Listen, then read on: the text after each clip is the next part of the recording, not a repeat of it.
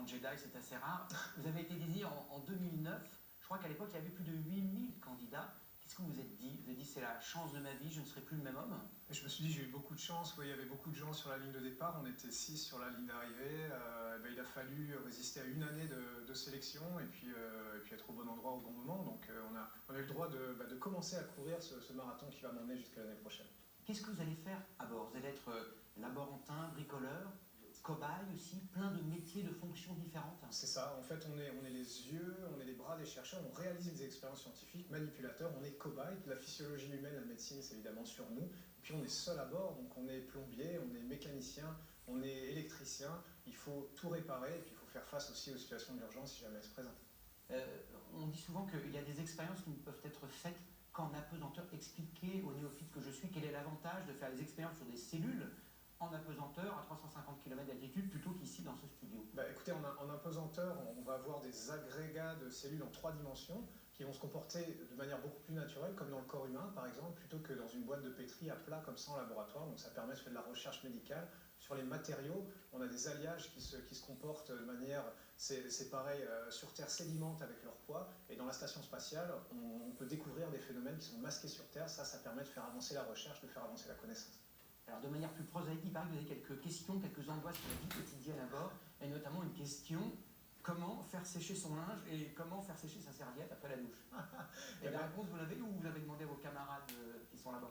Non, j'ai demandé, c'est vrai que la vie quotidienne, les instructeurs ne sont pas allés dans l'espace, malheureusement ils n'ont pas eu cette chance, donc on ne peut pas nous apprendre, on en discute entre nous, c'est pour ça que c'est important l'échange avec les autres.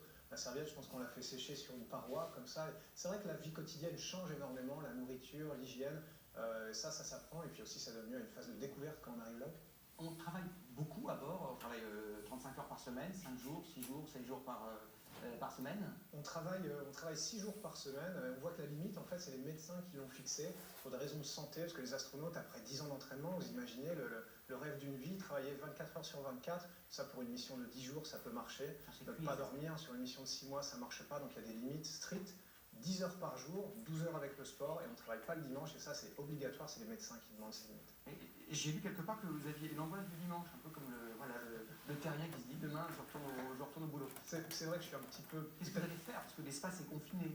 Oui, moi je vais essayer de prendre beaucoup de photos, on va dans l'espace aussi pour le mettre au service de la Terre, on regarde cette vue magnifique, on prend des photos, on filme, moi je vais essayer d'écrire un journal de bord évidemment.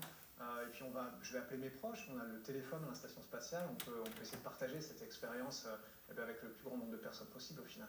Il faut une vie intérieure quand même assez riche le dimanche, voilà, quand vous êtes oisif au-dessus de nos têtes. Mais je pense qu'on trouvera, chacun trouve ses petits projets, on a toujours quand même 2 heures de sport, donc au final le temps passe très très vite. Mes collègues disent, en revenant, j'ai pas eu le temps de faire tout ce que je voulais faire dans la station spatiale. Pardon de vous poser cette question très française, qu'est-ce que vous allez manger à bord? Et est-ce qu'il y a des échanges du marché noir entre le russe, l'américain? On peut supposer qu'ils mangent peut-être un peu moins bien que nous, je ne sais pas. Ah oui, non, les rations quotidiennes, on va dire, c'est de la nourriture américaine ou russe, qui donne lieu effectivement à des échanges en fonction des goûts de chacun. Moi, j'aurai la chance d'emmener de la nourriture française. On a choisi des chefs français pour représenter un petit peu la gastronomie, et puis je vais emporter 9 containers de nourriture. Je vais inviter mes collègues, c'est pas juste pour moi.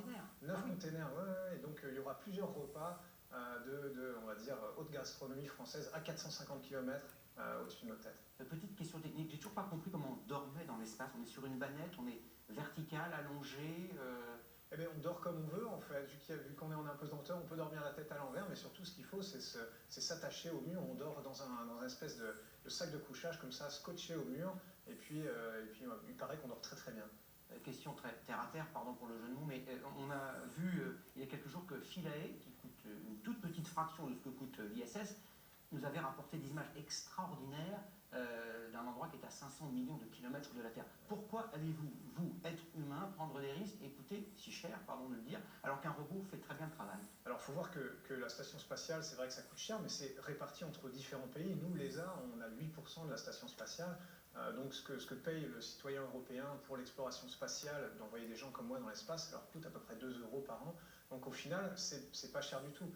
Il faut voir qu'il y a des expériences scientifiques qu'on ne peut pas réaliser de manière automatisée. Donc, on envoie des hommes pour augmenter un petit peu cette connaissance. Et puis aussi, c'est le processus de l'exploration. Aujourd'hui, ça fait 15 ans qu'on a la présence humaine en orbite basse, mais ce n'est pas une fin en soi. On va aller de plus en plus loin. la Lune, Mars, on a Mars dans le viseur.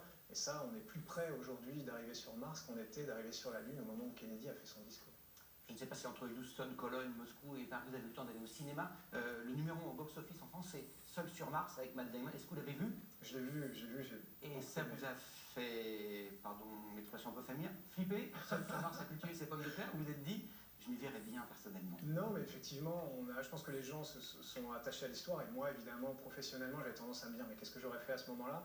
Je me suis dit que mon histoire à moi se serait peut-être arrêtée beaucoup plus tôt, parce qu'il a fait quand même preuve d'énormément d'imagination et de résistance. C'est MacGyver dans l'espace. Exactement, mais c'est ça qu'il faudra. Quand on fera des missions si loin de la Terre qu'on ne pourra pas être aidé, on sera tout seul. Il faudra des chirurgiens à bord, il faudra avoir tout préparé, penser à tout. Le moindre petit problème pourra devenir dramatique, donc il faudra vraiment être préparé. Ouais. Alors, je sais que vous êtes amateur de musique, et si vous aimez Johnny Hallyday, sachez que son nouvel album sort demain. C'est le 50e album studio enregistré par Little Vision. Alors, il y chante l'amour.